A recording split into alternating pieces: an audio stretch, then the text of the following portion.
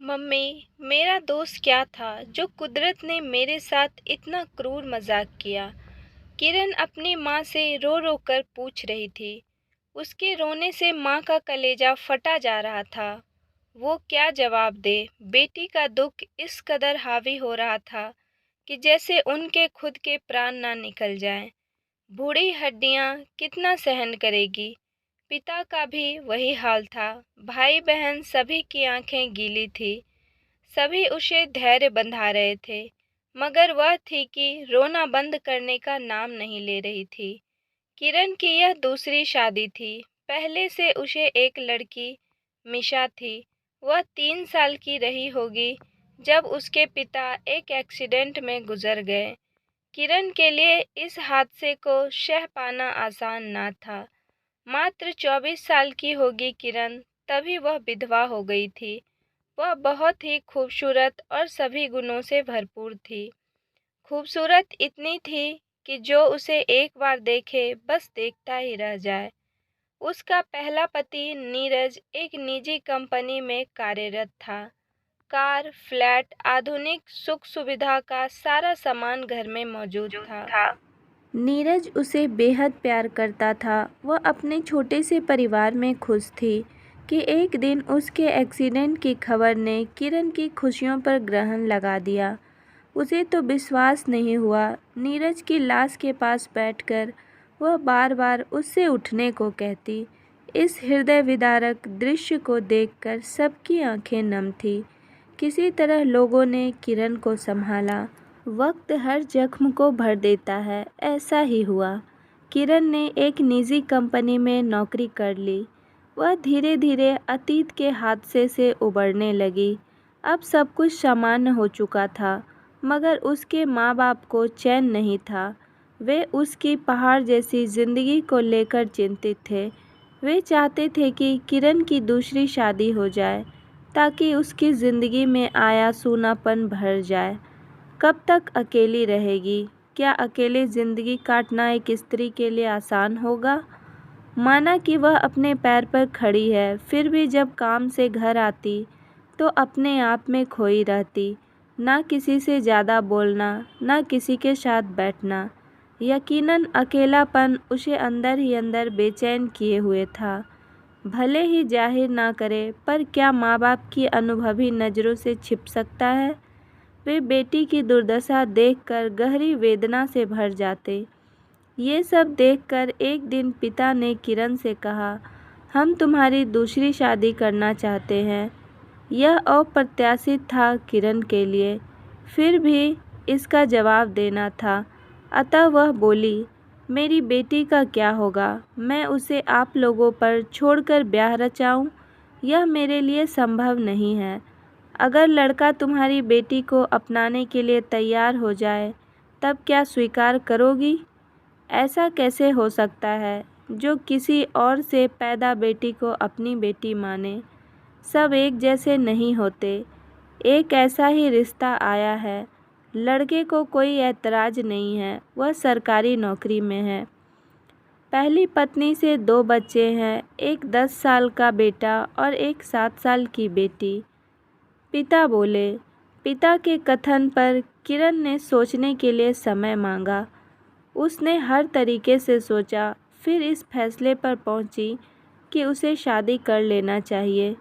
इससे उसके माँ बाप की चिंता कम होगी, वहीं उसे भी आर्थिक सुरक्षा मिलेगी। माँ बाप कब तक जिंदा रहेंगे? भैया भाभी का क्या भरोसा? कल वे बदल गए तो क्या बेटी को लेकर जीना आसान होगा? किरण की रजामंदी के बाद एक दिन उसके ऑफिस में उसका भावी पति सूरज उसे देखने आया।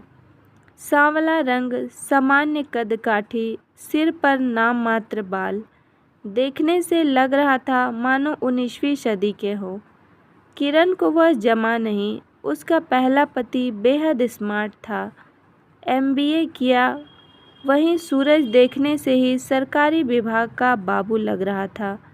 ना ढंग से कपड़े पहने था, ना ही बातचीत में स्मार्टनेस की झलक थी। उसका मन उदास हो गया। विधवा ना होती तो आज भी उसके लिए कुंवारों की कमी ना थी। आपका नाम किरण है? सूरज ने पूछा। जी, किरण मुस्कुराई। मेरा नाम सूरज है। अगर आपको एतराज़ ना हो तो आज शाम किसी रेस्टोरेंट में चलते हैं।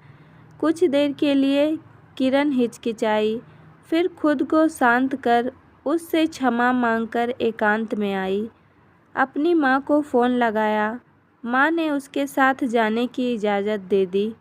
ना चाहते हुए भी वह सूरज के साथ रेस्टोरेंट में गई।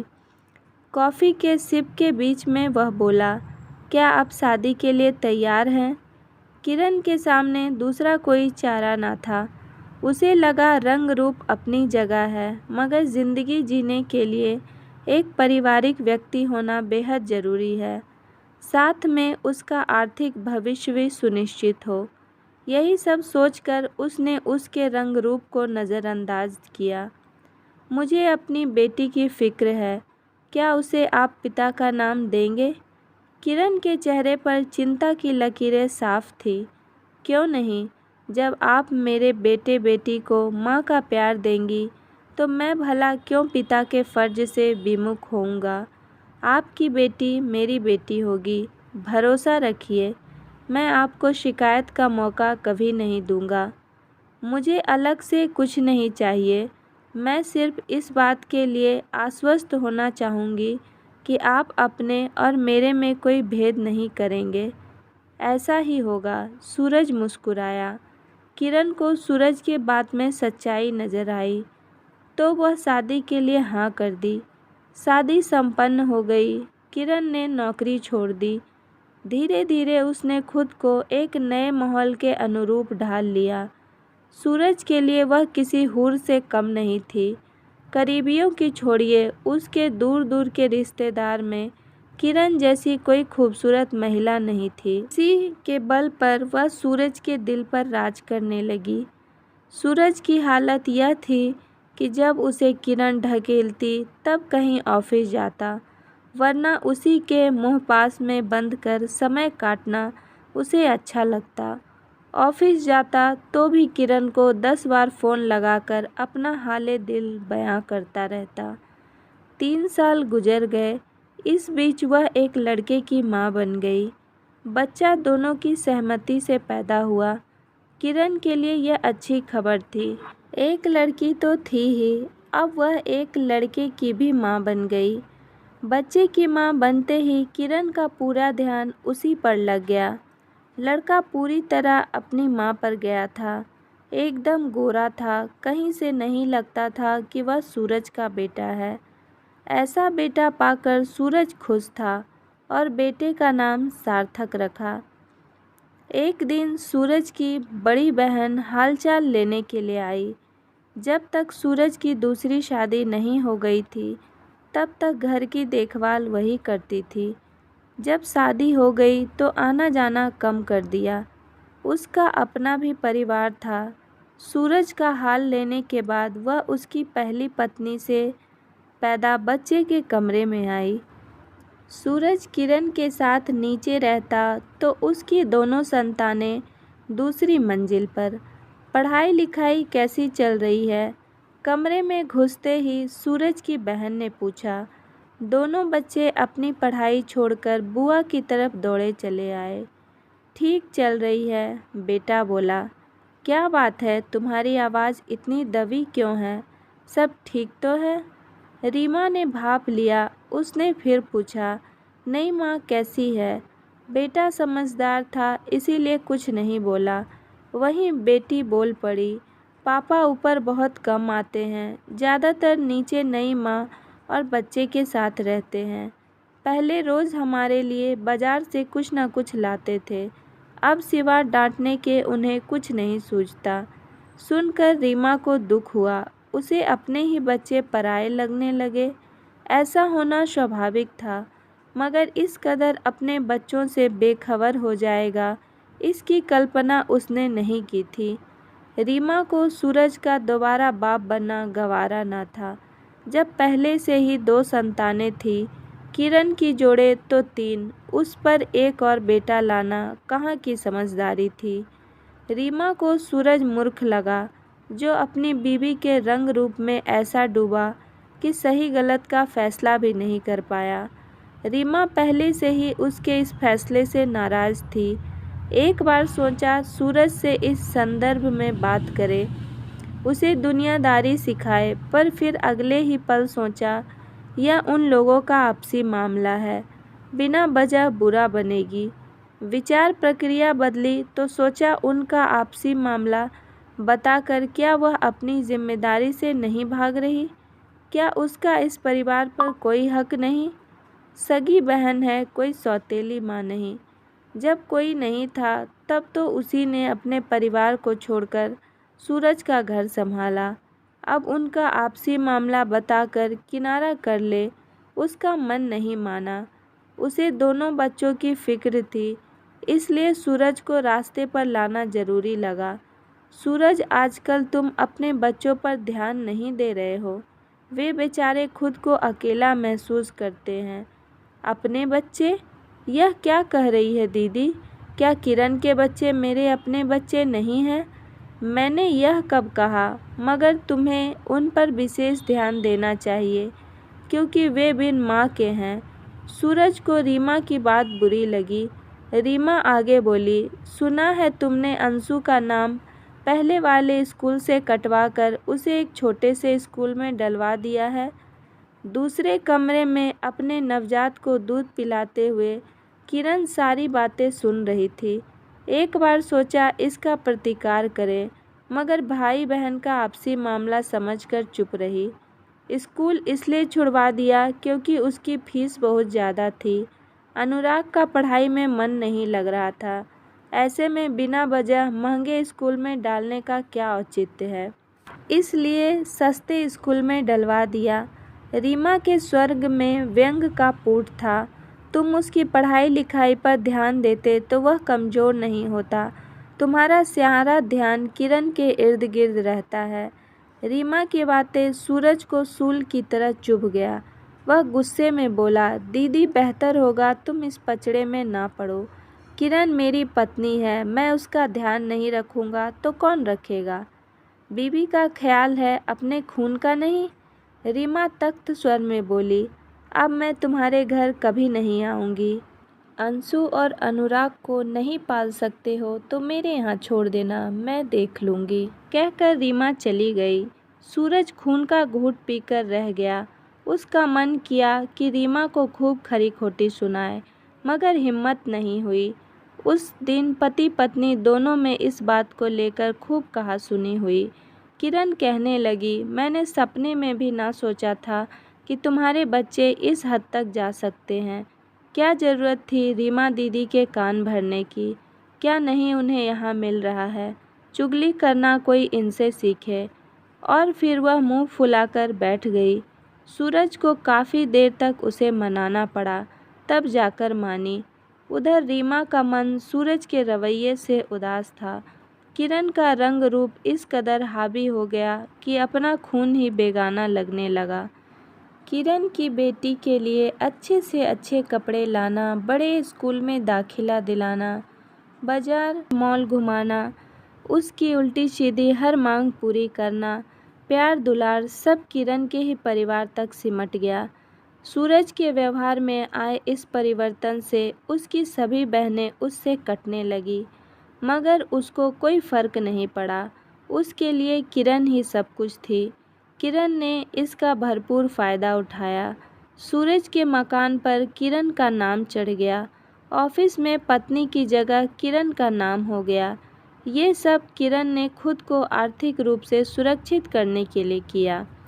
अनुराग से कुछ भी छिपा ना था। राखी के दिन जब वह रीमा बुआ के घर आया तो सारी बातों का खुलासा कर दिया। सारी बात जानने के बाद वह बोली, किरण ने अच्छा नहीं किया। आते ही तुम्हारी माँ के सारे गहने ले लिए। अब धीरे धीरे हर चीज़ पर कब्जा करती जा रही है। माँ का जिक्र आते ही अनुराग की आंखें भर आई। भरे कंठ से बोला, माँ होती तो ये सब ना होता। सब समय का खेल है। कल सूरज के लिए तुम्हारी माँ ही सब कुछ थी। बदलाव आता है, मगर वह इतना बदल जाएगा मैं तो सपने में भी नहीं सोची थी।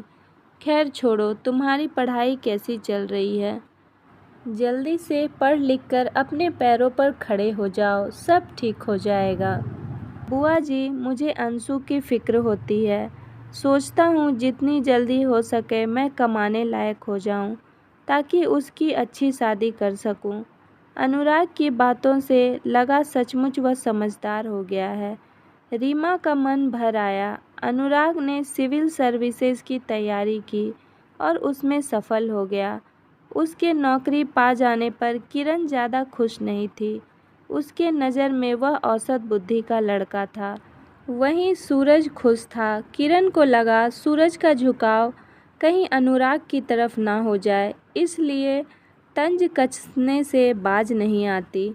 सब कुछ ठीक ठाक चल रहा था कि एक दिन मनहूस खबर आई कि सूरज को फूड पॉइजनिंग हो गया है।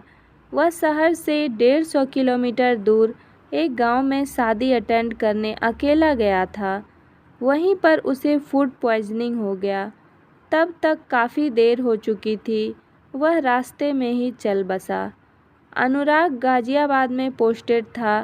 भाग भाग आया। पिता की लाश देखकर फूट फूट कर रोने लगा। आज पहली बार उसे लगा कि वह सचमुच अनाथ हो गया। पिता के सारे क्रियाकर्म करने के बाद वह वापस जाने लगा तो किरण के पास आया और बोला, मम्मी, आप यह मत समझिएगा कि आप अकेली हो गई। मैं हमेशा आपके साथ रहूँगा। मिष्टी की शादी मेरे हिस्से की जिम्मेदारी है। जैसे अंशु वैसे मिष्टी। मैं आपको शिकायत का मौका नहीं दूंगा। अचानक किरण फपक फपक कर रो पड़ी। वहाँ बैठे सब के सब अचंभित।